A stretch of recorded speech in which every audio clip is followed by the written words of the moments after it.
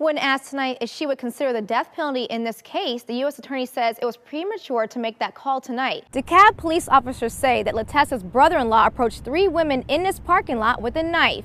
The officers then responded, and when he wouldn't stop, they shot him. Now some say the al-Qaeda leader may have been living in Pakistan for 7 years before being killed by U.S. forces. This is a decontamination process for the hazmat team. They have to wipe them down and make sure they don't have any chemicals on them. Those were the gunshots that woke up Watertown, Massachusetts in the middle of the night. Tonight, there's no more wondering if the 2 men accused of planting a bomb at the finish line of the Boston Marathon are plotting another attack. One of the brothers is dead and the other one is in police custody at the hospital. NBC's Jay Gray has been watching the events unfold in Boston all week. He joins us live from Watertown now with the latest. Now starts what will be, no doubt, a long legal process for the 19-year-old suspect. Our Devin Feely joins us now to explain what's next. The past 24 hours have been extremely wild, to say the least. Our Jeff Hollinger is here now to take us through what happened. Tonight's amazing turn of events has not only captivated Boston, but the entire nation. So many people were glued to their TV sets, desperate for details. 11 Alive's Blaine Alexander continues our team coverage tonight with more on this story. Blaine? Of course, there is new information pouring in every minute, and we are following every detail. We'll go back live to Boston and hear from a reporter who has been live on the scene tonight. And you can always get the latest updates and see our photo gallery on 11alive.com. Still to come tonight, ripped off rooftops and destroyed homes where a tornado touched down in Georgia today. There's been so many rumors just going around about what will and won't go. Students are fed up with mixed messages from leaders at AASU. The AASU president sent this. As difficult as this is, we have determined it will be necessary to discontinue some specific programs and services. Students say that isn't good enough. We get a really vague email that's not specific and doesn't give us any information really other than, yeah, programs will get cut, faculty will be terminated, but we don't know what yet. They need to start making decisions before they start public panic. Some students wore these masks during the protests to demonstrate they feel they're being treated just like a number. Katie Mosby has 1 year left to complete her dental hygienist program. She says her professor told the class the program might be cut. We have the right to finish. Once you've started a program, I mean, it's like a promise. We've given them the money, we've given them our time, and where's the product? You can't, that's robbery. Some students say they don't have the means or funds to go anywhere else. I can't afford anything but Armstrong, so it just makes it so much harder to just have to pick up and leave in such short notice. If it happens, I'm gonna have to go in August, and it just feels like they don't care. Students say the ideal scenario would be to put more money into education, not take it away.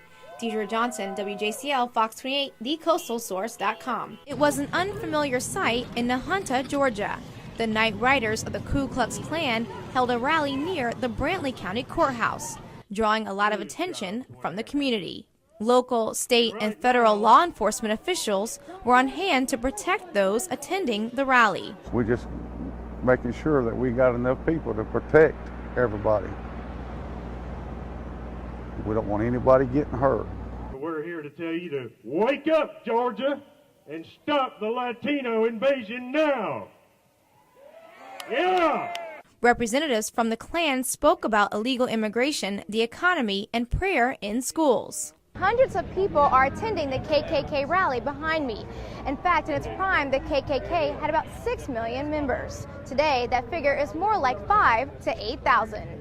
The rally drew opposition from many in the community. There's no need for such a rally. I thought we was further along. To have something like this kind of shows everybody else that we're still a bunch of dumb, inbred rednecks. Others thought the rally was just an expression of their First Amendment rights to free speech.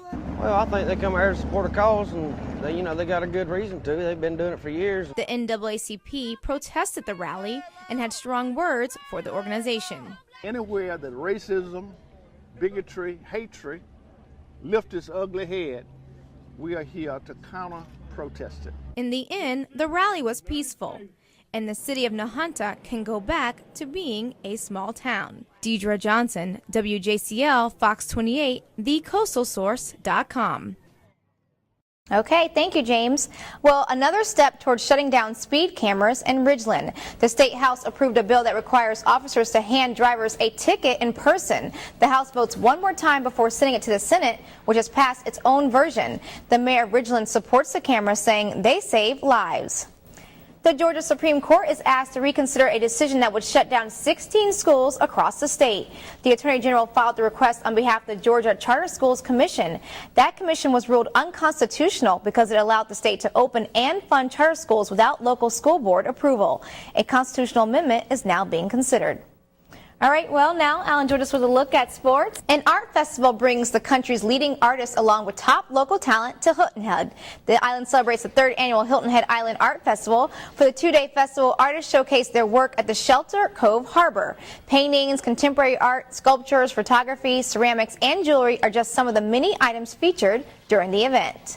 Hundreds of people attended this year's Hilton Head Island Art Festival. Well, it's a play with an interesting name and one that's being put on by SCAD. SCAD presents the play Dog Sees God, where Burt Royal reimagines the Peanuts gang in a hilarious contemporary comedy. The play is about a dog that dies from rabies, causing one to question the existence of an afterlife. It's a modern comedy that's extremely funny, a little bit controversial, and ultimately hopeful. SCAD students loved being a part of it. SCAD students prepared weeks and weeks to put on the play. Coming up on WTGS News, troops overseas pay tribute to those who lost their lives fighting for our country. And could the UN peace mission in Sudan be in jeopardy? Find out more after the break. U.S. troops serving in Afghanistan hold a candlelight vigil in honor of Memorial Day. Members of the Army stationed in Kabul hold flickering candles while singing various patriotic songs like God Bless America. Some Black Hawk helicopters even rumbling through the night skies. The holiday honors military members who have been killed in service. Current troops say their fellow soldiers who made the ultimate sacrifice are not forgotten. Memorial Day is considered a federal holiday. Banks, financial markets, and schools will all be closed Monday in observance.